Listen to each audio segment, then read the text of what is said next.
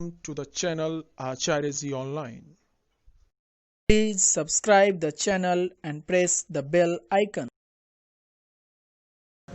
आज कक्षा चतुर्थ के विषय हिंदी पाठ 9 लॉकडाउन के चलते सिलेबस को कुछ छोटा किया गया है, जैसा कि आपको जानकारी है। तो अष्टम पाठ को नहीं पढ़ाना है, तो इसलिए नवम पाठ आज आपको पढ़ाने जा रहे हैं। इससे पूर्व हम आपको सप्तम पाठ तक के सभी पाठों को मैंने पढ़ाया है, उसके सारे प्रश्न उत्तर भेजा जा चुका है।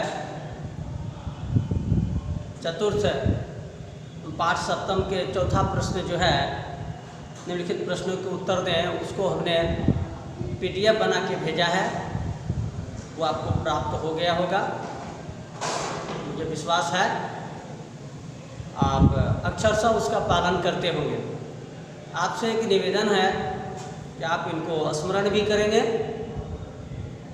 जहाँ दिक्कत हो व्हाट्सएप के माध्यम से, चाहे जिस माध्यम से हो, आप मुझे सूचना देंगे, हम आपको यथासंभव प्रयास करेंगे कि उसका समाधान हो जाए और समाधान करेंगे भी। तो आज हम अपने जीवन में जो जीवन जीते हैं, इसके लिए हमें भोजन की आवश्यकता होती है, शरीर को स्वस्थ रखने के लिए। जैसे कि अंग्रेजी में कहावत भी है, हेल्थ इज वेल्थ, अर्थात स्वास्थ्य ही धन है। तो स्वास्थ्य को बचाने के लिए भोजन की आवश्यकता है। भोजन स्वच्छ हो, समय पर हो, सुपाच्य हो, अर्थात 3 प्रकार के 100 को पकड़े रखें। समय पर हो भोजन, सुपाच्य हो, अनेक 100 है इसमें, और समय पर हो भोजन। अगर हम सुपाच्य भोजन समय पे कर लें तो मेरा स्वास्थ्य जो है बहुत तंदुरुस्त रहेगा, ठीक रहेगा। लेकिन वही समय पर नहीं करेंगे तो हमारा भोजन स्वास्थ्य जो है हमारे ठीक नहीं रहेगा। भोजन अधिक कर लेना ये भी स्वास्थ्य के लिए हानिकारक है। जैसा कि आप देखते हैं समाज में बहुत से लोगों को आप देखे होंगे, तो यह भी एक विडंबना है।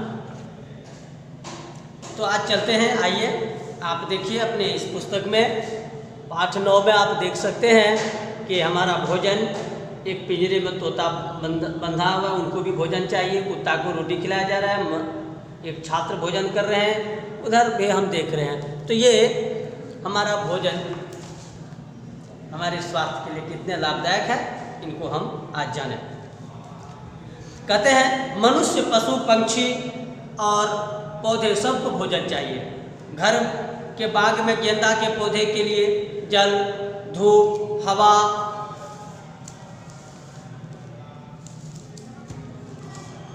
और उर्वरक जिसको हम लोग फर्टिलाइजर, खाद कहते हैं, उनको चाहिए, तभी गेंदा के पौधे में फूल खिलते हैं। अपने मोती नामक कुत्ते के लिए भी हम लोग रोटी, दूध, मांस, जल इत्यादि उसको देते हैं। पिंजरे में फुदकते हुए तोता को भी रोज दाना पानी देना पड़ता है, तभी ये जीते हैं। इसी प्रकार मानव को जीने के लिए भोजन और जल चाहिए। यदि भोजन नहीं मिले तो हम कमजोर हो जाएंगे। और जीने के लिए, आगे बढ़ने के लिए पौष्टिक भोजन चाहिए। यदि भोजन पौष्टिक नहीं हो तो कारगर नहीं होगा। हम धरती यानी मिट्टी पर रहते हैं, सांस लेने के लिए हमें हवा जो कि वायुमंडल से प्राप्त करते हैं। शरीर को तंदुरुस्त रखने के लिए तेज धूप के लिए सूर्य से धूप लेते हैं। सिर के ऊपर खुला आकाश हमको चाहिए ही। ये सब हमारा जीवन के एक अंग है। प्रत्येक मनुष्य को प्रतिदिन 3 बार भोजन अवश्य करना चाहिए। शरीर के प्रत्येक अंग को पोषण के लिए भोजन जरूरी है, इसलिए भोजन में पोषक तत्व भी होनी चाहिए। और स्वाद की बात हो, स्वाद भी हो, मीठा, तीता, खट्टा, कसेला, अनेक प्रकार के स्वाद होते हैं। जो स्वाद जीभ को चाहिए, जीभ के माध्यम से हम प्राप्त करते हैं। जैसा कि आप जानते हैं हमारे शरीर में 5 ज्ञान इंद्रियां हैं। 5 ज्ञान इंद्रियां हैं और 5 कर्म इंद्रियां हैं। तो 5 ज्ञान इंद्रियां में है क्या? आँख, कान, नाक, जीभ और त्वचा, सबका अलग अलग कार्य है। हमारे रहने के लिए हमें घर चाहिए, घर को सुंदर बनाए रखना चाहिए। हमारे सिर के ऊपर बाल होते हैं, घने बाल सिर की रक्षा करते हैं।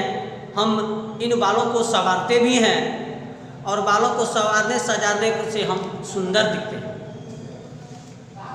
इसी प्रकार हमारे स्वास्थ्य के लिए भोजन भी जरूरी है। साथ ही भोजन स्वादिष्ट भी हो, केवल मीठा या तीता भोजन ही पोषक युक्त नहीं होता है, इस बात का भी ध्यान रखना चाहिए। एक प्रश्न आता है कि कौन लोग निरोग रह सकता है? निजोड़ रोग निरोग अर्थात बिना रोग का। तो हम जैसे जानते हैं कि जो पोषक तत्व युक्त भोजन करते हैं, जो नपी तुली मात्रा में भोजन करते हैं, जो ऋतु के अनुसार समय के अनुसार भोजन करते हैं, और भोजन के बाद धीरे धीरे 100 कदम प्रत्येक दिन हमको चलना चाहिए। इससे क्या होता है कि हमारा भोजन पचता है, और जब हम रात में विश्राम करते हैं तो हमको बाईं करवट से लेट करके विश्राम करना चाहिए। वही व्यक्ति निरोग रह सकता है। हम मनुष्य हैं, मुख्य रूप से चावल, रोटी, दाल और साग सब्जी खाते हैं, दूध दही भी खाते हैं।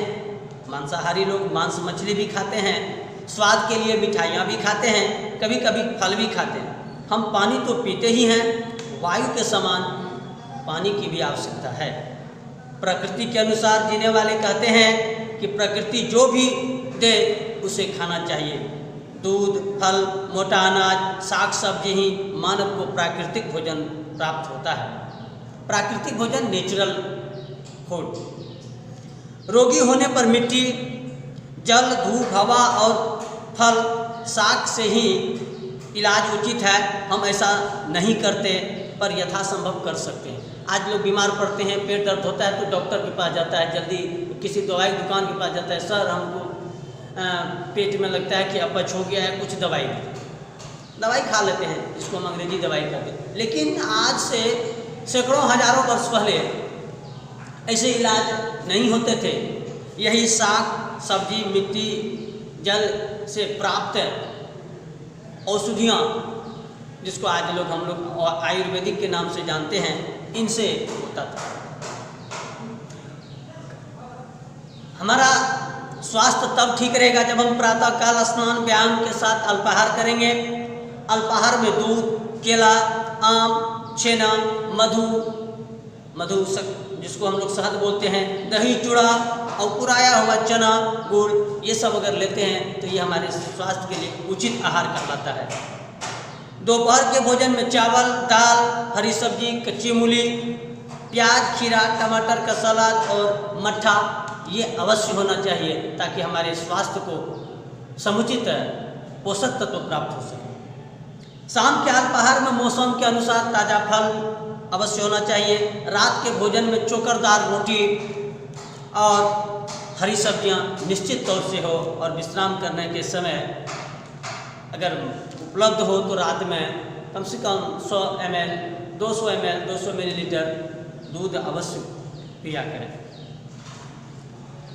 भोजन करने के आधा घंटा तक जल नहीं पीना चाहिए। आधा घंटा के बाद ही जल पीना चाहिए। रात के भोजन के 1 घंटे के बाद पानी पीकर सोना चाहिए। लोग आजकल खाना खाते हैं, पानी पी लिए, तुरंत जाके विश्राम करते हैं, जिसके चलते उसका स्वास्थ्य नहीं बन पाता है। तो इसीलिए इस पर भी ध्यान रखना चाहिए। नमक, चीनी, मिठाई, चाय इत्यादि का सेवन कम से कम मात्रा में होना चाहिए। सप्ताह में 1 दिन नमक और चीनी को बिल्कुल ही छोड़ देना चाहिए। इससे हमारा स्वास्थ्य बिल्कुल ठीक रहेगा। कभी कभी फल लेकर ही रह जाना चाहिए, इससे शरीर हमारा निरोग रहेगा। इसलिए पर्व और व्रत में फलाहार करना पड़ता है। ये जो हमारे पुराने धार्मिक कथाएं हैं, धार्मिक बातें हैं, सब बातों में कुछ न कुछ रहस्य जरूर है। फलाहार से शरीर को बहुत लाभ होता है। हरी सब्जियों में लवण मिलता है, जो विटामिनों से, कुछ फलों में विटामिन, कुछ क्या सभी फलों में विटामिन्स मिलते हैं, विटामिन्स मिलते हैं, जिसको अंग्रेजी में हम लोग बोलते हैं और हिंदी में उसको विटामिन बोला जाता है। गाय का दूध और फल तो सर्वोत्तम आहार माना जाता है। इसे वैज्ञानिकों ने भी प्रूव किया है, माना है कि गाय का दूध सर्वोत्तम आहार है। आइए हम आपको इसके कुछ अभ्यास प्रश्नों को बताते हैं।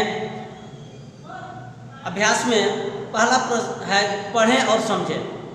कुछ शब्दार्थ दिए हैं, आप इनको स्मरण करेंगे, अपने पेयर कापी में लिखेंगे भी। विकास, खिलना, उन्नति करना। उर्वरक, उपजाऊपन बनाने वाला खाद्य पदार्थ, जिसको हम लोग फर्टिलाइजर अंग्रेजी में कहते हैं। क्षिति अर्थात धरती, मिट्टी।